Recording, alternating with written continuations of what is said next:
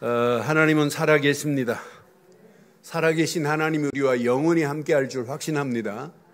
그럼 하나님이 나와 함께할 수 있는 유일한 길은 예배당에 앉아있다고 되는 게 아니에요.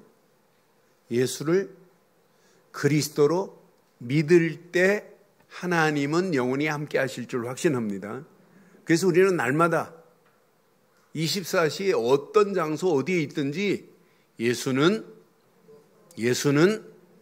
모든 문제 나는 이 확신 가지셔야 돼요. 그 자는 반드시 승리하게 될 줄 확신합니다. 자, 오늘 하나님 말씀 보겠습니다. 마가복음 12장 말씀 보겠습니다. 마가복음 12장 18절로 우리 말씀 27절까지 교독하겠습니다. 마가복음 12장 18절로 27절 교독합니다. 부활이 없다는 사두개인들이 예수께 와서 물어 이르되 선생님이여, 모세가 우리에게 써 주기를 어떤 사람의 형이 자식이 없이 아내를 두고 죽으면 그 동생이 그 아내를 취하여 형을 위하여 상속자를 세울지니라 하였나이다. 7형제가 있었는데 마지가 아내를 취하였다가 상속자가 없이 죽고 둘째도 그 여자를 취하였다가 상속자가 없이 죽고 셋째도 그렇게 하여 7이 다 상속자가 없었고 최후의 여자도 죽었나이다. 7사람이 다 그를 아내로 취하였으니 부활 때 곧 그들이 살아날 때에 그 중에 누구의 아내가 되리이까. 예수께서 이르시되 너희가 성경도 하나님의 능력도 알지 못함으로 오해함이 아니냐. 사람이 죽은 자 가운데서 살아날 때에는 장가도 아니가고 시집도 아니가고 하늘에 있는 천사들과 같으니라. 죽은 자가 살아났다는 것을 말할진대 너희가 모세의 책 중 가시떨기에 관한 글에 하나님께서 모세에게 이르시되 나는 아브라함의 하나님이요 이삭의 하나님이요 야곱의 하나님이로다 하신 말씀을 읽어보지 못하였느냐? 하나님은 죽은 자의 하나님이 아니요 산 자의 하나님이시라. 너희가 크게 오해하였도다 하시니라. 아멘. 오해는 오해를 낳습니다. 또 그 오해는 또 오해를 만듭니다. 이해는 이해를 낳습니다. 그런데 그 이해는 다른 사람이 보지 못하는 것을 볼 수 있는 눈이 열려집니다. 저는 오해를 생각할 때 고등학교 여름 숙제 중에 알베르토 까뮈의 이방인은 필수였고 오해라는 책을 읽고 독후감을 써라는 게 있었어요. 그게 제일 먼저 떠올랐어요. 여러분, 까뮈가 쓴 오해라는 책을 보면 시골의 한 모녀가 여인숙을 운영해요. 그런데 여인숙 운영해서 무슨 부자가 돼요. 그런데 이 여인숙 하는 일이 지루하니까 우리 이곳을 떠나자. 그래서 바닷가에 가서 살자. 꿈이 바닷가에 사는 길이에요. 그래서 그 딸이 계획을 세우잖아요. 마르타라는 딸이 계획을 세워요. 계획을 세워가지고 어머니하고 손님 중에 돈 있는 사람으로 보이면 이 사람을 홍차에다가 독약을 타서 먹여서 죽이고 그 사람의 남겨놓은 재산을 모아보자. 그런데 그렇게 모아도 별 볼 일 없잖아요. 그런데 마르타라고 하는 여자의 오빠가 있어요. 프랑스 말로는 번역해보면 얀인데 우리나라에서 연극할 때는 장이라고 돼 있어요. 장. 그 얀이라는 자가 20년 전에 체코로 떠났잖아요. 그런데 체코에 가서 결혼하고 아이를 낳고 부자가 돼가지고 집을 한번 고향으로 가봐야 되겠다. 어머니, 동생을 만나려고. 그래서 깜짝 쇼를 하려고 자기라는 신분을 안 밝히고 갔어요. 그런데 부잣가 친 사람이 오니까 역시 죽이려고 계획을 하는데 그 어머니는 느끼잖아요. 20년 후에 보니까 아닌 것처럼 보는데 이번만은 좀 하지 말자고 마르타한테 애원을 하는데 마르타가 아니라는 거잖아요.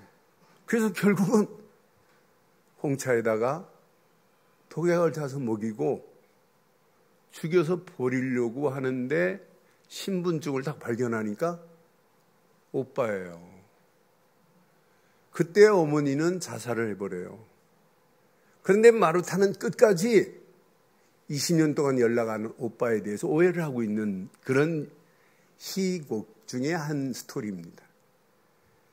그런데 그 얀이라는 남부인 마리아가 찾아와서 오해를 풀어줘요. 동생한테. 자기하고 살면서 당신에 대해서 얼마나 많이 얘기했나 모른다는 얘기잖아요.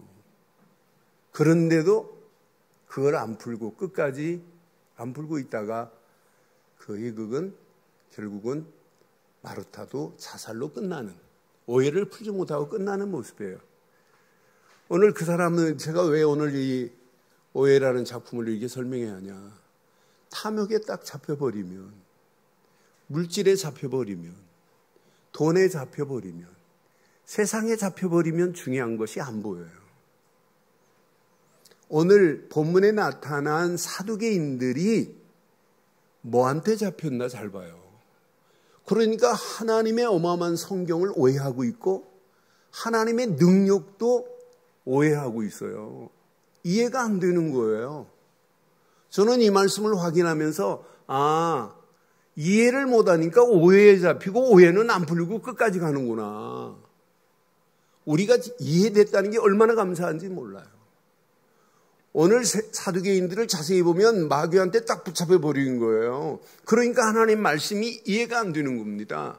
하나님의 능력도 이해 안 돼요. 그러니까 내세도 안 믿어요. 부활도 안 믿는 사두개인들의 모습을 보면서 저는 오늘날 교회 안에 사두개인 같은 사람들 많습니다. 바리새인 같은 사람 많아요. 헤롯당처럼 신앙생활하는 정치적 성향을 가지고 예배당에 앉아있는 사람 많습니다. 똑같어요. 그래서 오늘 우리는 한 주간 이렇게 해야 돼요. 하나님 말씀 성경도 이해되지만 성경이 이해되면, 오늘 제목 잘 봐요. 함께 하겠습니다. 시작. 하나님의 능력이 삶에 체험되는 서밋들 되자. 다시 한번 하겠습니다. 시작. 하나님의 능력이 삶에 체험되는 서밋들 되기를 주의 이름으로 축원합니다. 신앙생활은 하나님의 능력이 나의 삶에 체험돼야 돼요. 내 능력이 아니구나. 내 수준으로 신앙생활하는 게 아니구나. 내 기준으로 되는 게 하나도 없구나. 이렇게 깨달아져야 돼요. 오늘 예수님을 따라다니는 제자들, 또 예수님을 향하여 가는 그 길목에 오늘 사두개인들이 지금 나타났어요. 성경도 안 믿고 하나님의 능력도 안 믿습니다. 그 무지한 자들 오해할 수밖에 없어요. 성경도 하나님의 능력도 오해하는 그 무지한 자들 봐요. 그 중에 오늘 사두개인들이 오늘 대표적인 인물입니다. 여러분, 사두개인들은요, 철저하게 현세주의자들입니다. 사두개인들은 이스라엘의 상류 계급에 속한 자들이에요. 아니, 그 정도가 아니에요. 유대인의 최고 정치 기구가 어디냐면 사네드림의 귀족들이 오늘 사두개인들이에요. 그런데 이 사두개인들이 그 정도가 아닙니다. 예루살렘의 성전에 사제지겔 사두개인들이 담당을 해요. 그런데 예루살렘의 성전이 AD 70년에 무너질 때 사두개인들은 할 일이 없어지는 겁니다. 사실은 이런 사두개인들이에요. 그런데 사두개인들이 하나님의 성전의 사제직을 맡아 일하면서 하나님 말씀을 안 믿어요. 얘네들은 모세 오경만 인정하지 다른 모든 성경은 하나님 말씀으로 인정 안 하는 애들이 사두개인들이에요. 그러니까 내세가 안 믿어지는 거지요. 아니, 반드시 부활이 있는데 사두개인들의 특징 부활을 안 믿습니다. 사두개인들의 특징 천사의 존재를 부인하는 자들이 사두개인들입니다. 그러면서 오늘 이상한 지금 질문을 하는 거예요. 사두개인들이. 예수님께 질문하는 질문의 의도가 뭐겠어요? 오늘 어떤 질문이에요? 내세도 믿지 않고 부활도 믿지 않는 자들이 질문하는 궁극적인 목적은 예수님을 어떻게 하면 조롱할까? 저 예수를 어떻게 하면 모욕할까? 라고 하는 이런 의도를 가지고 지금 이 질문을 하는 거예요. 어떤 질문이었어요? 자, 어떤 칠형제가 있었는데 맏 형이 장가를 갔어요. 상속자가 없습니다. 그런데 형이 상속자 없이 죽었어요. 그럼 그 형수를 누가 취하여야 돼요? 둘째가 취하여야 돼요. 그래서 둘째가 형수한테 씨를 줘서 형의 상속자로 옮겨줘야 돼요. 이게 구약의 신명기서의 철저한 방법입니다. 이걸 보고 형이 죽었을 때 형수를 취하는 제도라 해서 형사수취제라고 하는 거예요. 이런 제도가 있어요. 그런데 둘째도 상속자 없이 죽고 셋째도 죽고 넷째도 죽고 일곱째도 죽고 결국은 그 아내도 죽었다. 그러면서 묻는 겁니다. 이 아내는 누구의 아내입니까? 라고 하는 질문이에요. 그때 예수님께서 하신 말씀이 너희가 성경도 하나님의 능력도 오해하는구나 라고 한 메시지가 오늘 이 메시지입니다. 오늘 본문에 있는 내용하고 똑같이 마태복음에도 있고 누가복음에도 있어요. 그런데 여러분들이 누가복음 20장을 보면 오늘 본문 내용이 더 쉽게 이해가 됩니다. 자, 누가복음 20장에 보면 20장 34절로 38절에 보면 예수께서 이르시되 이 세상의 자녀들은 장가도 가고 시집도 가되 저 세상과 및 죽은 자 가운데서 시작 부활함을 얻기에 합당히 여김을 받은 자들은 그랬어요. 저와 여러분들은 부활에 합당히 여김을 받을 자들 맞나요? 여러분 예수를 그리스도로 믿고 구원받은 자는 반드시 죽은 것이 아니라 천국으로 옮겨가는 건 믿어져요? 육은 죽지만 영혼은 천국으로 가는 것 정말 믿어져요? 오늘 이거 안 믿으면 성경을 오해하는 거예요. 오늘 부활함을 얻기에 합당히 여김을 받은 자들입니다.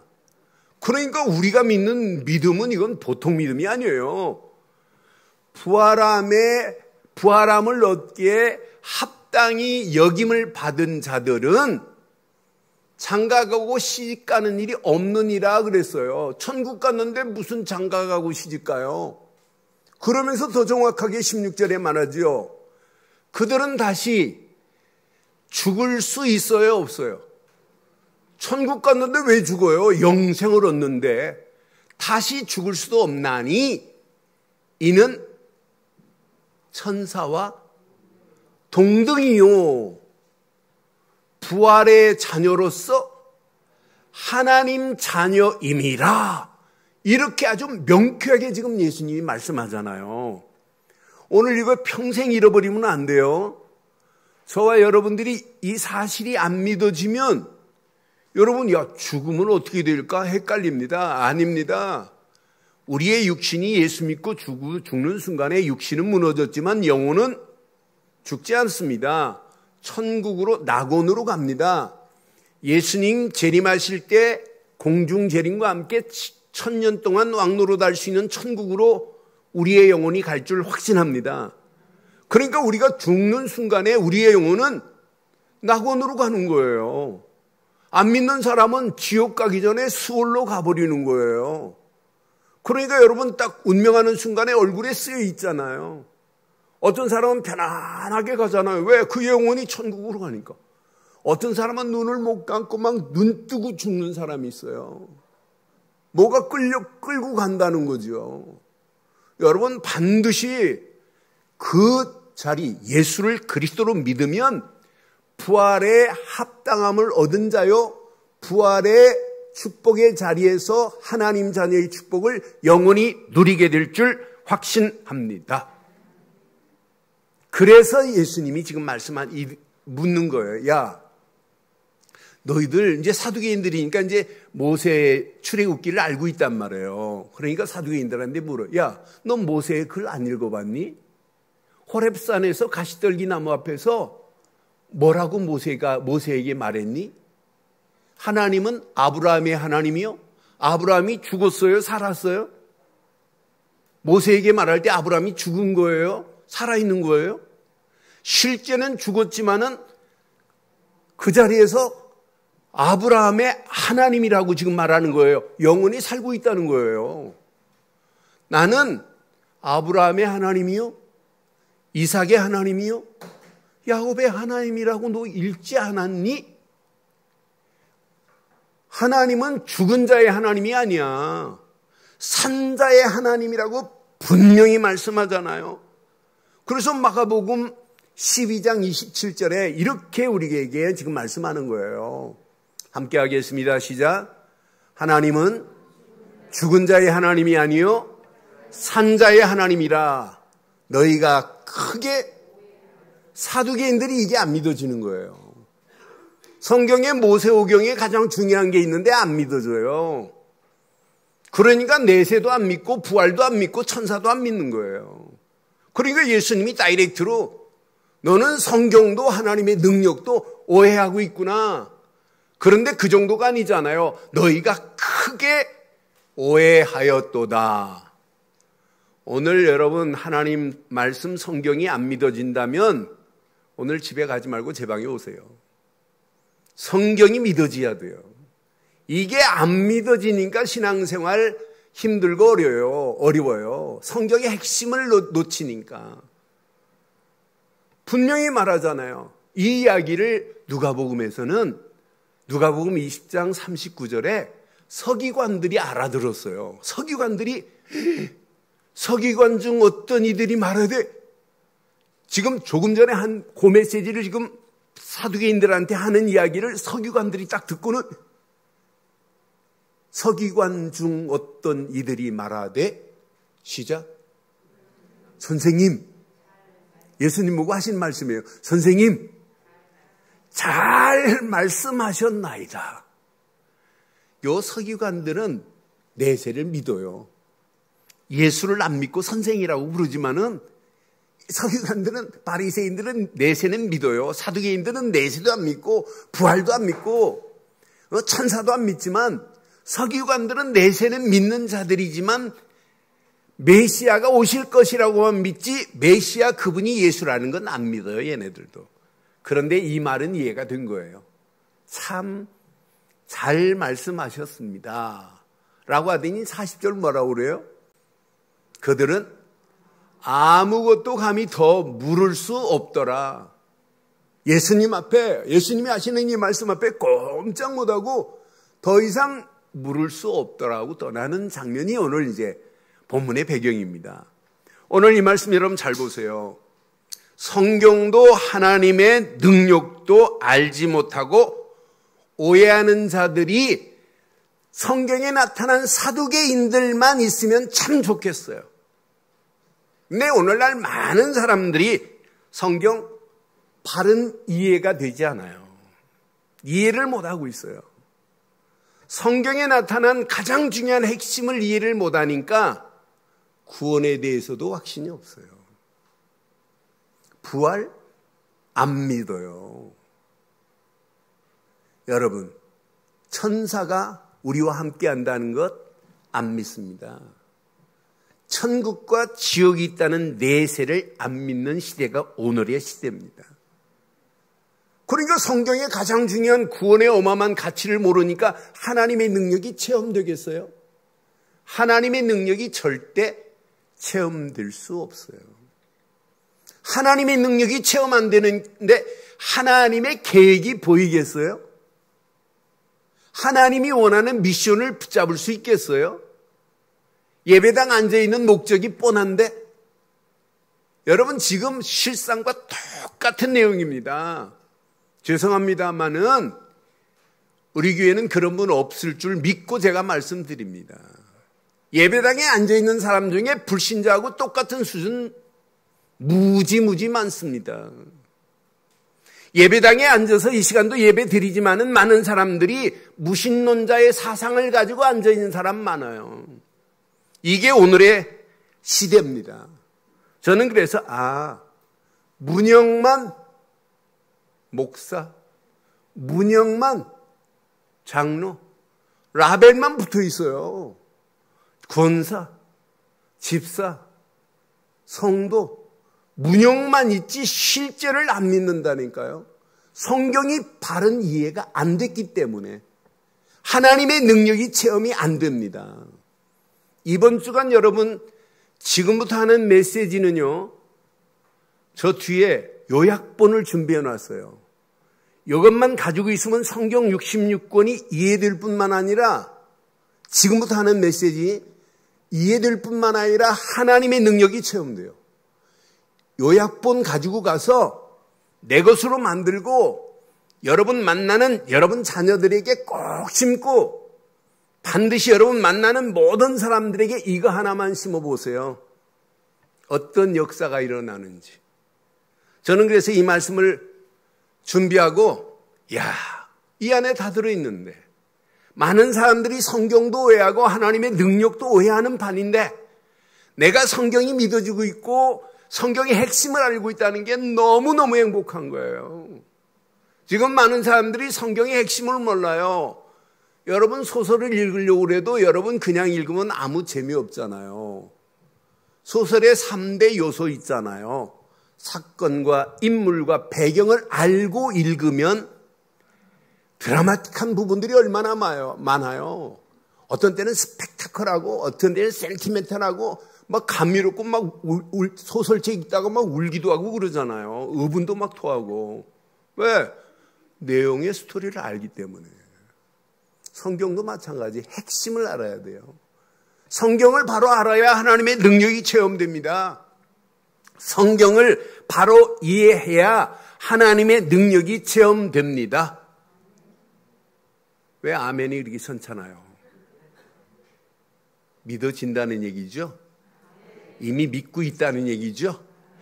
성경도 이해됐고 하나님의 능력도 체험되고 있다고 하는 거죠. 그래서 아멘 선창게 하는 거죠. 성경을 바로 이해하는 그 안에서 하나님의 능력이 체험되는 한 주간 되시면 여러분 평생 승리하는 역사가 일어나게 될 줄 확신합니다. 지금부터 하는 메시지는 여러분 평생 기억해야 돼요. 성경 핵심을 바로 이해하자 이 말이에요. 많은 사람들이 성경의 핵심을 바로 이해를 못해요. 지금부터는 내 것으로 붙잡아야 돼요. 자, 성경의 가장 중요한 게 뭐냐? 원래 인간입니다. 하나님이 우리 인간을 어떻게 창조하셨대요? 창세기 1장 27절 8절에 보면 Image of God, 하나님의 형상대로 인간만 하나님의 형상이 있어요. 개, 돼지는 하나님의 형상이 없어요. 하나님의 형상대로 창조하셨는데 인간에게만 생기를 불어넣었어요. 흙에 생명을 불어넣었다 이 말이에요. 그런데 하나님의 형상대로 지음받았다 이 말은 하나님이 생기를 불어넣어서 하나님께 예배할 수 있는 존재로 만들었다 이 말이에요. 강아지가 한 집에 있어도 강아지가 하나님께 예배할 수 있어요? 예배 못합니다. 인간만 하나님께 예배할 수 있는 존재다. 그 정도가 아니에요. 하나님께서 창세기 1장 28절에 보니까 생육하고 번성하고 땅을 정복하고 다스려라, 충만하게 하라, 모든 축복을 하나님이 아담과 하와에게 다 위임해 버렸어요. 그러니까 에덴 동산 창세기 1장 27절 8절이 최고의 축복의 자리요, 이게 최고의 행복의 시작입니다. 불행이라는 단어가 존재하지 않아요. 왜? 하나님과 에덴 동산에서 함께하고 있기 때문에 이게 해피입니다. 그런데 하나님께서 조건 하나를 붙였어요. 여기에 많은 사람들이 오해를 하고 있어요. 창세기 2장 17절. 선악을 알게 하는 열매는 먹지 마. 어떤 사람들은 오해하고 뭐라고 질문해요. 왜 하나님은 그 괴팍하게 그걸 만들어 놓고 인간을 골탕 먹이냐. 처음부터 만들어 놓지 말지라고 하는 괴팍한 질문을 하잖아요. 저는 그 질문하는 사람들 하기 전에 제가 벌써 선수를 쳐서 말 못하게 하지만 이렇게 간단하게 말해요. 많은 사람들이 오해하고 있다. 봐라, 교통신호등을 왜 만들어 놓니? 만들어 놓은 이유. 운전자도 보행자도 보호하려고. 안 지키면 어떻게 되니? 사고 나는데요. 큰 사고 나면 어떻게 되니? 죽는데요. 그거다.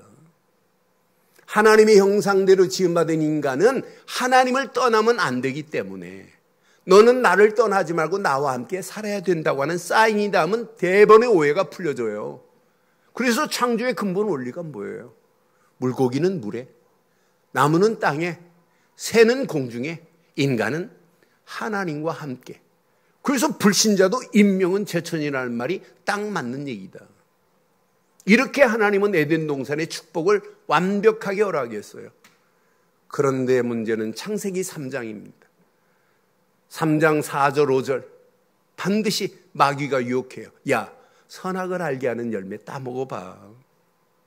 너는 결코 죽지 아니해. 따먹어보라니까 이렇게 유혹해요. 5절에 보니까 뭐라고 그래요? 너희가 그것을 먹는 날에는 시작 너의 눈이 밝아져. 너는 뭐와 같이 된다? 하나님과 같이 되어 선악을 알 줄 하나님이 아심이라. 이게 무슨 사상이냐면 오늘날 뉴에이지 사상입니다. 뉴에이지의 사상은 뭐냐? 하나님 없어도 인간은 파라다이스를 만들 수 있다는 게 뉴에이지의 사상이에요. 하나님 없어도 인간은 행복할 수 있다는 거예요. 이게 똑같습니다. 지금 이 잘못된 사상이. 이렇게 마귀놈이 와가지고 아담과 하와에게 선악을 알게 하는 열매를 먹어봐. 먹는 날에는 그랬어요. 결코 너 안 죽어. 네 눈이 밝아져. 너는 하나님같이 된다. 라고 하는 유혹에 어리석은 아담과 하와가 하나님의 말씀을 어기고 선악을 알게 하는 언약적인 이 어마어마한 메시지를 어기고 따먹음과 동시에 하나님과 관계가 두절되고 마귀의 종으로 마귀의 자녀로 끌려가면서 시작된 게 영적 문제입니다. 이 문제를 많은 사람들이 이해를 못해요. 이거 하나만 이해되면 벗어날 수 있는데 이게 이해 안 되니까 창세기 3장 하나님 중심으로 살아야 되는데 개인 중심이라 이게 이해 안 되니까 벗어나지 못하니까 신앙생활도 하나님 하면서 물질 중심이라 창세기 6장에 내 피눈으로 많은 사람들이 끌려가는 거예요. 입으로는 하나님 찾으면서 성공 중심이라 그게 창세기 11장 바벨탑을 쌓는 거예요. 왜? 그 가치를 알고 그거 하나만 붙잡으면 다 뛰어넘을 수 있는데 그 가치를 모르니까. 오늘 이 메시지 여러분 가슴에 꼭 새겨야 돼요. 결과 어떻게 됩니까? 인간은 하나님 떠나서 고통받을 수밖에 없고 죄와 저주 가운데 끌려갈 수밖에 없고 마귀한테 붙잡혀 영원히 지옥 갈 수밖에 없는 마귀 자녀로 가는 거예요. 예배당에 성경책 끼고 있으면서도 여기서 벗어나지 못하는 자들이 너무너무 많아요. 오늘 저와 여러분들이 성경의 핵심을 바로 알기를 주의 이름으로 축원합니다. 이런 가운데 하나님이 계획하신 게 계획이 뭐예요? 창세기 3장부터 하나님은 계획했어요. 하나님이 계획하시고 하나님이 계획하신 계획을 이루시겠다고 하는 그 성경 전체 내용이 언약으로 되어 있어요. 언약. 여러분 언약이 뭐라고 생각하세요? 언약은 하나님과 우리 인간과의 사이의 계약입니다. 근데 누가 계약을 내셨냐? 하나님이 내신 계약을 언약이라고 그래요. 제가 가지고 있는 영영사전을 찾아보면 해석하면 신이 인간에게 낸 계약 이렇게 써 있어요. 그런데 그 다음에 if 만약 인간이 신이 낸 계약을 어기면 생명이 담보로 날아갈 것이라 영영사전에 써 있어요.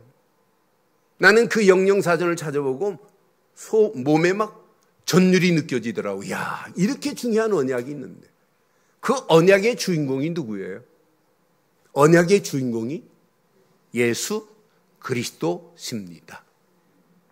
이분을 보내겠다고 창세기 3장 15절부터 말씀한 거예요. 여자의 후손이 와야 사단의 머리를 상하게 할 것이다. 이게 이해가 안 되니까 성경 전체가 이해가 안 되는 거예요. 이게 핵심인데. 창세기 6장 14절 방주를 만들어라. 방주 안에 들어가는 자는 살 것이다. 창세기 6장 14절이 이해가 안 되니까 성경이 이해가 안 되는 거예요. 출애굽기 3장 18절 400년 동안 모든 문제를 해결할 수 있는 길은 단 하나, 희생제사 6월절 어린 양의 피 바르는 순간 바로 손에 빠져나오고 애굽에서 벗어나고 노예 생활 끝난다. 6월절의 피의 가치를 모르니까 광야길 가는 동안에 또 불신앙하는 거예요. 포로로 가기 전에 분명히 말했어요. 보라, 처녀가 잉태하여 아들을 낳을 것인데 그의 이름을 임마누엘이라 하리라. 그거 붙잡으면 포로로 끌려가지도 않고 만약 포로로 끌려간 사람도 그거 붙잡으면 회복되는 역사 일어나요.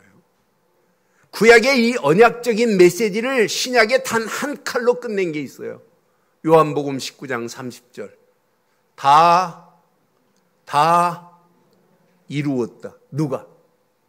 예수님이 십자가에서 물과 피를 쏟으시면서 하나님 만나는 새로운 산길을 여시고 죄와 저주에서 우리를 해방시키시고 마귀의 손에서 우리를 건져내 주신 줄 확신합니다. 우리는 그분을 믿어요. 그래서 우리는 마태복음 16장 16절의 말씀을 믿잖아요. 주는 그리스도시요 살아계신 하나님의 아들이십니다. 이거 하나만 믿으면 하나님 만나는 새로운 살 길이 열어졌는데, 죄와 저주에서 깨끗이 해결받았는데, 마귀 자녀로 영원히 지옥 갈 인생이 벗어났습니다.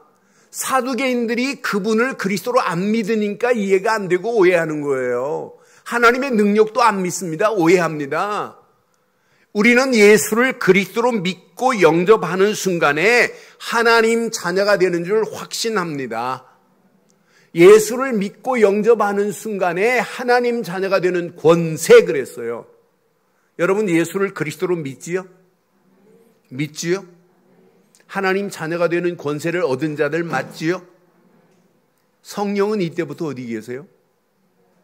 내 안에 내주. 성령은 내주만 하고 계세요? 나를 인도. 성령은 인도만 하세요? 내 안에서 역사하고 계세요. 일하고 계십니다. 예수를 그리스도로 믿는 순간에 성령 내주, 인도, 역사하심 속에 살아가는 우리의 발걸음마다 하나님의 능력이 체험될 줄 확신합니다. 오늘날 기독교의 맹점 중 하나가 뭐냐? 삼위일체 하나님이 이해를 못하는데 성삼위 하나님의 능력 트리니티가 이해가 안 되는데 그게 오늘날 기독교의 맹점입니다. 여러분 BC 325년에 콘스탄틴 때 분명히 공의에 공인된 것이 뭐냐? 삼위일체 하나님이 공인됐어요. 321년에. 여러분 예수를 그리스도로 믿을 때, 성자 예수를 그리스도로 믿을 때 하나님은 어디 계세요? 나와 함께하고 계시는 건 맞죠? 하나님이 베풀어 주신 게 뭐예요? 예수를 그리스도로 믿는 순간에 구원이라는 것을 우리에게 베풀어 주셨어요. 그러면 예수를 그리스도로 믿는 순간에 성부 하나님도 나와 함께하는 건 맞죠? 그럼 성자 예수는 어디 계세요? 성자는? 아니 성령 하나님은 어디 계세요? 휴가 가셨어요? 성령 하나님은 내 안에서 생각나게 하고 깨닫게 하고 가르치는 분이에요. 나는 하나밖에 없습니다. 하나님이 내신 성자 예수를 그리스도로 믿은 것밖에 없는데 성부 하나님은 나와 함께 하시고 성령 하나님은 내 안에서 생각나게 하고 깨닫게 하고 가르치는 하나님의 은혜의 영, 지혜의 영이 나와 함께 할 줄 확신합니다. 그럼 우리가 예수를 그리스도로 믿고 가는 우리의 발걸음에 성부, 성자, 성령 삼위일체 하나님이 나와 함께하는 걸 보고 성삼위 하나님의 역사라고 하는 거예요. 이해됐지요? 이해됐지요?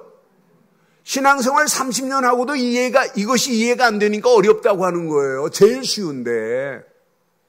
여러분 움직이는 발걸음마다 성삼위 하나님이 함께 하실 줄 확신합니다. 그래서 우리가 보호자의 능력, 하나님의 능력이라고 말하는 거예요. 예수를 그리스도로 믿는 순간에 하나님 나라가 우리 안에 지금 임했습니다. 이때부터 보호자의 능력이 우리의 삶에 체험되고 하나님의 능력이 체험되는 역사가 일어나게 될 줄 확신합니다. 이 원리를 모르고 예수 권세, 내 권세 암만 찬양해 보세요. 안 돼요. 이건 누리고 그렇게 소리 안 쳐도 아무 관계 없어요. 성경의 핵심이 바로 이겁니다. 예수를 그리스도로 믿는 순간에 성령은 내 안에 내주하시고 인도하시고 역사하셔서 우리 움직이는 발걸음마다 신분, 권세를 누리고 사용할 수 있도록 하나님이 우리에게 역사하고 계시는 줄 확신합니다. 이런 사람들이 말씀 붙잡고 기도하는 순간에 시공간을 초월하는 하나님의 역사가 일어나게 돼 있어요. 하나님의 능력 안에서 성령의 역사하심 속에서 이제 믿어지는 거예요. 내세가 믿어집니다. 부활이 믿어집니다. 야, 하늘 군대 주의 천군 천사를 예수 안에 있는 언약 백성에게 하나님은 보내셔서 우리 가는 발걸음을 완벽하게 인도하고 계시는구나. 그래서 신앙생활은 열심히 하는 게 아닙니다. 바르게 하시기를 바랍니다. 날마다 확인하세요. 신분, 나의 영적인 아이덴티티. 여러분 누구세요? 예수를 그리스도로 믿는 순간에 여러분 하나님 자녀, 신분이 바뀌어진 줄 확신합니다. 보호자의 능력 안에서 신분만 누리고 가세요. 신분 누리다가 여러분에게 힘주시는 권세를 사용해 보세요. 신분과 권세, 신분은 누리고 권세는 뭐 하자? 권세는 예수 이름 부르고 나가는 발걸음 흑암 저주는 꼼짝 못해요. 하늘 군대 주의 천군 천사가 나와 함께해요. 내 백그라운드 자체가 하나님 나라의 축복으로 하나님이 우리를 인도하는 이런 권세를 주신 줄 확신합니다. 그래서 신앙생활은 신분은 누리고 권세는 뭐 하자? 권세는 뭐 하자? 사용하는 거예요. 예수 생명으로 얻은 신분, 예수 능력으로 얻은 권세 누리고 사용하면 끝납니다. 여러분 이걸 누리면 돼요. 이건 어디다 간직하는 게 아니에요. 날마다 여러분 누려야 돼요. 제가 그렇게 가끔 말씀드리잖아요. 밤 2시에 날마다 강도가 와요. 쳐들어와요. 그래서 어느 날은 내가 이제 강도 잡아버려야지. 오늘 밤 들어와봐라. 내가 가스권총을 하나 사놓고 너 오기만 하면 내가 잡아서 너 오늘 경찰에 넘길 거라고 마음 딱 먹고 잤는데 그날 밤도 2시에 들어왔어요. 강도가 딱 들어오는 순간에 뭐가 기억나야 돼요? 근데 가스권총을 어디다 뒀나 기억이 안 나는 거라. 그럼 또 당하는 겁니다. 어떤 사람은 가스권총 산 줄도 모르고 있어요. 그럼 당하는 거예요. 이건 어디다 두는 게 아니에요. 날마다 신분은 뭐하고, 신분은 뭐하고, 누리고 권세는 뭐하고, 신분, 성령이 내주하시고 인도하시고 역사하는 신분 누리세요. 권세, 예수 이름 부르면 흑암 저주는 꼼짝 못해요. 하늘 군대 주의 천군 천사가 나와 함께 하세요. 빌립보 3장 20절처럼 우리의 시민권은 하늘에 있는지라 우리의 시민권 소속이 이미 바뀌어졌어요. 이것 두 가지를 신분은 누리고 권세를 사용하면 영안이 열려져요. 나를 향한 하나님의 계획이 보여요. 삶의 이유가 있어요. 그런 자가 영적인 서밋입니다. 이 영적인 서밋이 보입니다. 하나님이 내게 주신 미션이. 그러니까 영적 서밋의 미션이 보일 정도로 신분을 누리고 권세를 사용하기를 주의 이름으로 축원합니다. 영적 무지한 영혼들이 보입니다. 성경도 하나님의 능력도 안 믿는 영혼들이 보입니다. 아니 성경책 끼고 있고 예배 드리고 있으면서 오해하고 있는 자들이 보입니다. 오늘 본문의 배경 사두개파 같은 자들이 보입니다. 바리새인 같은 자들이 보입니다. 바리새인들은 내세는 믿어요. 그러나 예수는 안 믿습니다. 교회 안에 헤롯 당 같은 자들이 있습니다. 헤롯 당들은 로마의 정치적인 배경만을 의지하고 있습니다. 선거 때만 되면 예배당에 찾아오는 이상한 자들이 있잖아요. 그 놈들이 헤롯 당 같은 놈들입니다. 그런 자들이 여러분 성경도 몰라요. 표 얻으려고 예배당에 앉아있는 어리석은 자들 얼마나 많아요. 나는 그래서 아이고 저 헤롯 당들 또 왔네.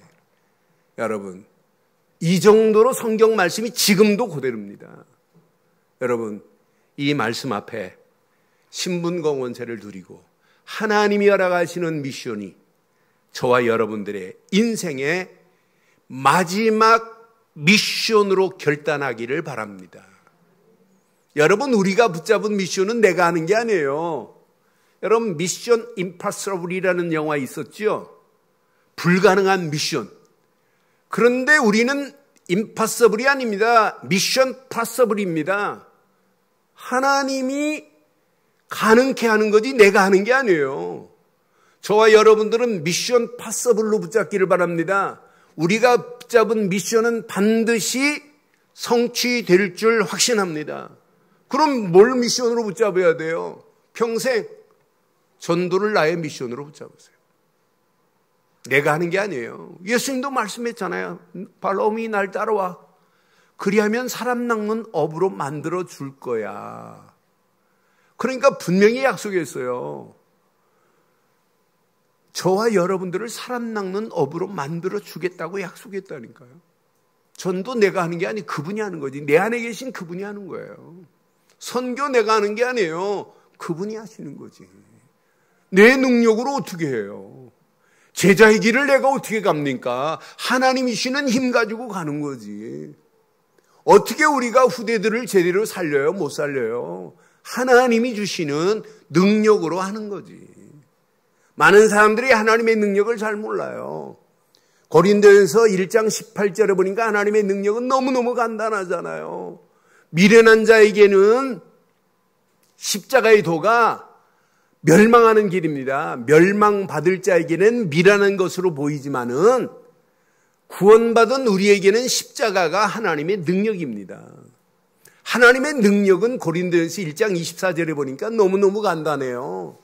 분명히 오직 부르심을 받은 자들에게는 시작. 유대인이나 헬라인이나 그리스도는 하나님의 능력이요 하나님의 주인이라고 그랬어요. 그리스도를 붙잡고 있다. 그리스도 안에 있다. 하나님의 능력으로 역사할 줄 확신합니다. 이걸 붙잡고 신분과 권세를 누리면 나를 향한 하나님의 미션이 보여요. 그 미션을 향하여 여러분 결단하고 가는데 이걸 가능케 하는 것은 하나님의 성령이 가능케 하지 내 힘 가지고 되는 게 아니라 이 말이에요. 그래서 우리가 가감하게 237 나라 살리자고 이렇게 외치는 겁니다. 우리 힘으로 하는 게 아니기 때문에. 그것도 237 나라 빈 곳 5천 종족 아직도 복음이 들어가지 않은 미종족 저 종족들을 복음으로 살리자고 이렇게 외치는 거예요. 하나님이 어떤 작품을 어떻게 만들지 몰라요. 제가 2주 전부터 지금 스리랑카에 한국에 있다가 하고 저한테 합숙훈련 받은 친구 계속 지금 연락이 돼가지고 지가 메시지도 어려운 걸 저한테 기도 제목 주고 저도 메시지를 주고 있어요. 내가 5천 미종족 중에 저 영혼들 살려야 되겠다니까 이렇게 연락 안 하던 친구가 또 연락이 와서 지금 계속 이렇게 말씀을 나누고 있어요. 하나님이 어떤 작품을 만들지 몰라요. 그러니까 2021년도 237 나라 살리자 이 응답이 기도 제목이 여러분에게 응답으로 오기를 바라요. 영적 파수꾼 어려운 거 아니에요. 이미 내가 가지고 있는 빚만 바라면 되는데 영적 의사 나를 치료하신 그분만을 말해주면 돼요. 뭘로? 우리는 그리스도의 대사로 가면 돼요. 힘든 거냐? 절대 힘들지 않아요. 내 안에 계신 그분의 능력으로 이 일을 진행할 줄 확신합니다. 그래서 빌립보 4장 13절 빌립보 교회에게 바울이 내게 능력 주시는 자 안에서 내가 모든 것을 할 수 있다. 네 힘으로 하는 게 아니다. 신념이 아니다는 거예요. 겁없이 보험회사에서 빌립보서 4장 13절을 걸어놓고 할 수 있다 그래요. 그건 신념입니다. 내게 능력 주시는 자 안, 예수 그리스도 안에 있을 때 하나님의 능력으로 impossibly possible로 반할 줄 확신합니다. 불가능한 것이 가능케 될 줄 확신합니다. 오늘 결론 내리겠습니다.